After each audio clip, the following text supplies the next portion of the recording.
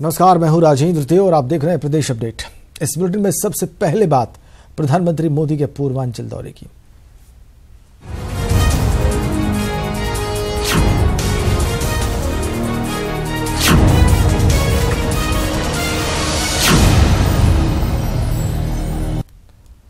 आज गाजीपुर और वाराणसी के दौरे पर रहेंगे प्रधानमंत्री मोदी और मिशन 2019 का बीजेपी के लिए पूर्वांचल में वो शंखनाद करेंगे। गाजीपुर में महाराजा सुहेलदेव की स्मृति में वो डाक टिकट भी जारी करेंगे। इसके अलावा गाजीपुर मेडिकल कॉलेज का वो शिलान्यास करेंगे। गाजीपुर के ITI मैदान में वो जनसभा को भी संबोधित करेंगे। वाराणसी में अंतर्राष्ट्रीय चावल अनुसंधान केंद्र का भी वो उद्घाटन करेंगे। इसके अलावा वाराणसी को 300 करोड़ से ज्यादा की योजनाओं की वो सौगात देंगे। दीनदयाल हस्तकला संकुल में 11 जिलों के हुनरमंदों से संवाद करने का भी उनका कार्यक्रम है। 2000 हुनरमंद और छोटे व्यापारियों से संवाद करेंगे प्रधानमंत्री। मुद्रा योजना के लाभार्थियों को प्रमाण पत्र देंगे। ये उनके आज के प्रमुख कार्यक्रम है।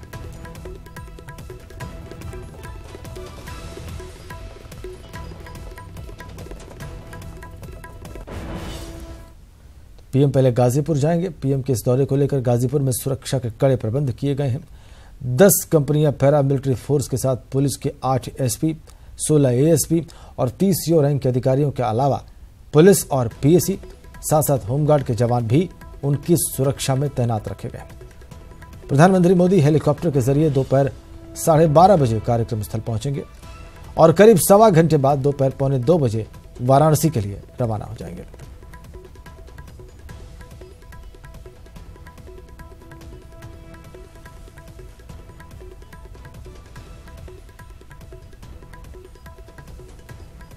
गाजीपुर मेडिकल कॉलेज का शिलान्यास करेंगे। महाराजा सुहेलदेव पर डाक टिकट जारी करेंगे। ITI मैदान में जनसभा को संबोधित करेंगे। ये कुछ प्रमुख कार्यक्रम है गाजीपुर में। उसके लिए 12:30 बजे वो कार्यक्रम स्थल पर पहुंच जाएंगे। 1:45 बजे तक वहां रहेंगे। फिर वहां से हेलीकॉप्टर के जरिए बनारस पहुंचेंगे और बनारस में वो दीनदयाल हस्तकला संकुल में संवाद करेंगे। हुनरमंदों से, व्यापारियों से वो बहुत सारी योजनाओं की सौगात भी देंगे।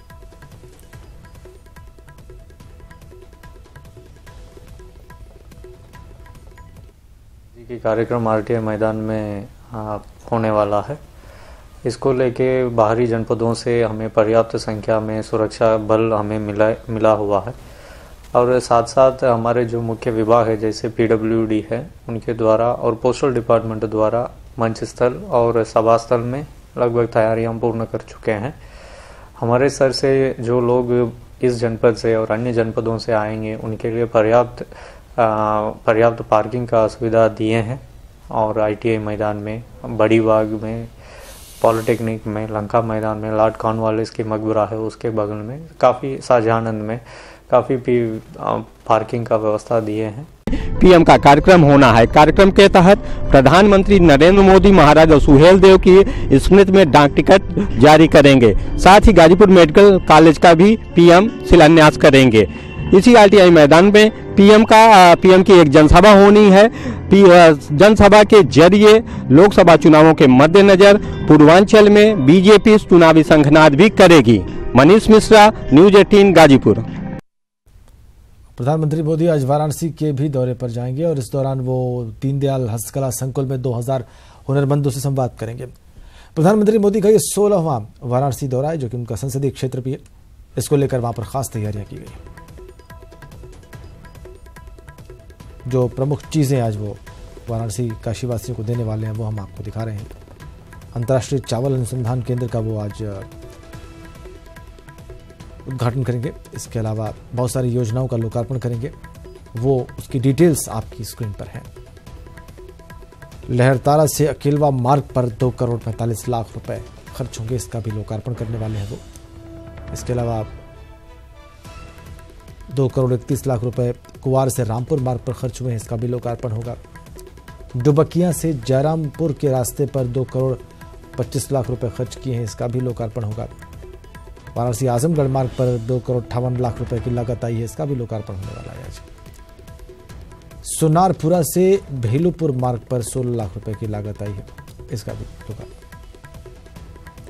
बहुत सारे लोकार्पण आज प्रधानमंत्री करेंगे काशी में। तो जाहिर सी बात है काशी वासियों के लिए और काशी के आसपास के जो इलाके हैं जहां से ये रास्ते कनेक्ट करने वाले हैं काशी को, उन सभी के लिए ये बहुत उत्साह भरा दिन रहने वाला है। चलेंगे उपेंद्र के पास। वाराणसी से हमारे सहयोगी उपेंद्र द्विवेदी इस वक्त हमारे साथ सीधा कनेक्ट हैं, जो कि प्रधानमंत्री के इस दौरे पर जो कि होने वाला है इस पर निगाह रखे हुए हैं।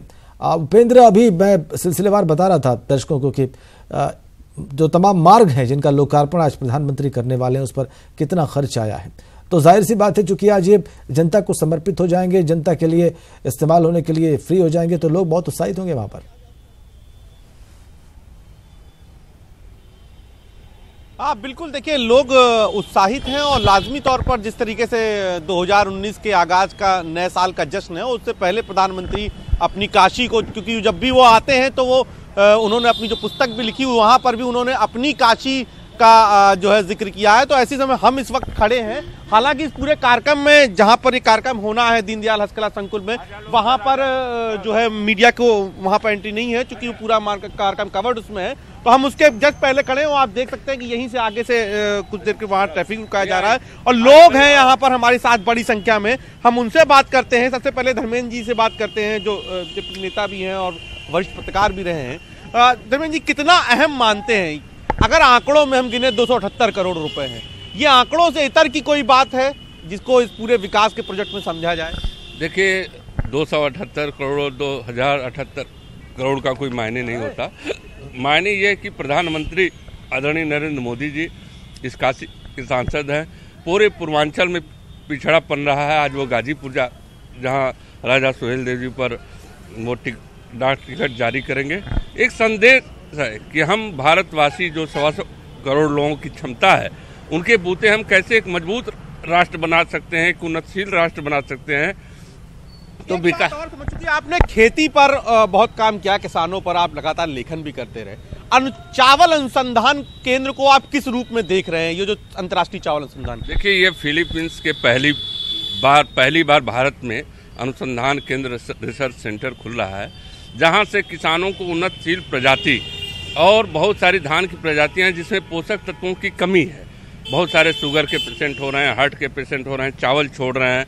तब एक ऐसी चावल की प्रजाति विकसित होगी जो शुगर के पेशेंट के लिए भी अच्छी होगी, हार्ट का पेशेंट का भी आदमी खा सकता है, गैस के प्रॉब्लम से भी जूझ रहे लोग उसको खा सकते हैं। ये माना जाए कि हरित क्रांति की बात हो रही है, तीसरी हरित क्रांति की इबारत लिखी जाएगी यहाँ पर। ये जो 2 हरित क्रांति आई, उनका लाभ पूर्वांचल को इसलिए नहीं मिल पाया, पूर्वी उत्तर भारत को। यहाँ कभी किसान सूखे से जूझा तो कभी पानी अधिक से जूझा।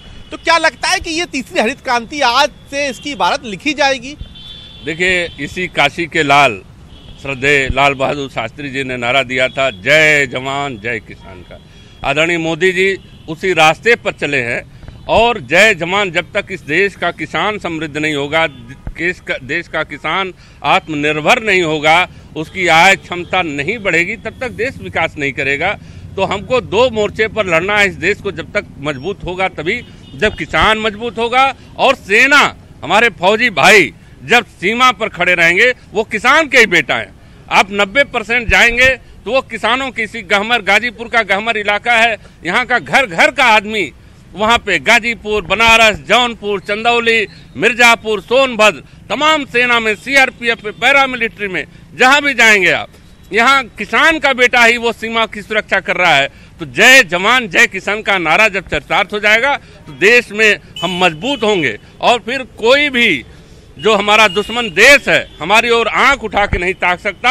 और मोदी जी ने जो राफेल का वो मंगाया है, पूरा देश गदगद है कि राफेल आज हमारे पड़ोसी, चाहे चाइना हो चाहे पाकिस्तान हो, सबकी नींद उड़ी हुई है कि ऐसा शक्तिशाली प्रधानमंत्री भारत में कहां से आया। हम भारतवासियों का, हम देशवासियों का कर्तव्य बनता है, धर्म बनता है कि हम मोदी जी के पीछे चट्टान की तरह खड़े रहें। उपेंद्र काफी उत्साहित है वहां पर। बिल्कुल बिल्कुल बिल्कुल उनका उत्साह देखा जा सकता है और वो बहुत सारी बातें गिना रहे हैं, जोड़ रहे हैं उसमें। ठीक है, समझा जा सकता है उत्साह। और गाजीपुर की तस्वीर भी हमने आपकी स्क्रीन पर रखी हुई है, वहां भी आप देखिए उनके दौरे को लेकर किस तरह की तैयारियां हैं, एक तस्वीर आप वो भी देख पा रहे हैं। और लोगों के क्या विचार हैं वो भी सुनिए। और रात के 10 बजे तक जिस तरह से लोग जुटते हैं वो अपने में ही बता देता है कि काशी कितना 4 साल में बदली है। ने चूंकि काशी को देखा है, उन्होंने जिस तरीके से एक लाइन में जो है डिफाइन किया है, उन्होंने अपनी कविताओं के जरिए काशी को रखते भी हैं। जी जी जी उपेंद्र, जिस तरीके से वो कविताओं के जरिए रखते हैं, तो हम एक कवि भी हैं गुरुजी, उनसे भी बात करें। गुरुजी, क्या जो है आज आपका कविताओं का कौन सा आपको लग रहा है इस पूरे विकास के पैमाने में, नए साल के जश्न में, झोली में आप लोगों की योजनाएं आई हैं? मैं तो सबसे पहले गंगा जी को ही ध्यान देना चाहूँगा, क्योंकि गंगा अगर शुद्ध होती हैं तो भारत की जीवनी शक्ति शुद्ध हो जाती है। तो एक दो पंक्ति में सुनाना चाहूँगा कि अमृत दिया है मरघट मरघट, बस्ती बस्ती स्वर्ग दिया है, माँ गंगे तेरी लहरों ने इस धरती को ज्ञान दिया है। तो अब आपको लगता है कि जिस तरीके से घाटों को संवारा जा रहा है और जिस तरीके से आज बहुत सारी योजनाओं में काशी के पुराने काशी के भी है, वहाँ पे घाट के मार्ग भी है, तो क्या गंगा और क्या गंगा पर जाने वाले चाहे पूरी दुनिया के बेटे हों, गंगा के पर्यटन हो, उनको एक नया फील आएगा? घाटों को तो जिस तरह से बदल सकते हैं मोदी जी, तो घाट को बदल सकते हैं, लेकिन जो उसमें जो प्रदूषण हो रहा है जल में, उसको करने के लिए पूरा वहाँ से हरिद्वार से ही ये सावधानी बरतनी पड़ेगी और इसके लिए तैयारी चल रही है। काशी को आज जो 278 करोड़ के जो तोहफे मिल रहे हैं, उसको कितना अहम मानते हैं? काशी को तो उन्होंने इतना दिया है, ये तो दिखावे का है 278, पर 2078 करोड़ दे चुके होंगे। तो वो काशी को इतना मानते हैं कि उसका कोई लेखा ही जोखा नहीं हो सकता। तो आपने सुना यही काशी वासियों का है, और आज जब इतनी बड़ी योजनाओं का तोहफा एक बार फिर मिल रहा है, तो इसको सीधे सीधे 2019 से जी जी जी जी जी 2019 से जोड़ के देखा जाएगा। जो है काशी वासियों को आज प्रधानमंत्री तोहफे देंगे। और किसान, बिल्कुल सही कह रहे हैं आप, बिल्कुल सही कह रहे हैं आप। किसानों के लिए चावल अनुसंधान केंद्र जो है, जो धान अनुसंधान केंद्र बन रहा है, वो खुल रहा है, वो एक बहुत महत्वपूर्ण घटना होगी। देखना होगा कि उससे भविष्य में क्या चीज़ें निकलती हैं। उपेंद्र, बहुत धन्यवाद आपका, और बहुत धन्यवाद इस बातचीत के लिए। आपने बीजेपी के लीडर से भी बात की, जो कभी पत्रकार रहे हैं, और स्थानीय जो निवासी हैं उनकी भावनाएं भी आपने दर्शकों तक पहुंचाएं। तो काशी को सैकड़ों करोड़ की सौगात मिल चुकी है, 278 करोड़ की सौगात आज मिलने वाली है। प्रश्न ये है कि क्या क्योटो बनने की ओर काशी बढ़ रहा है?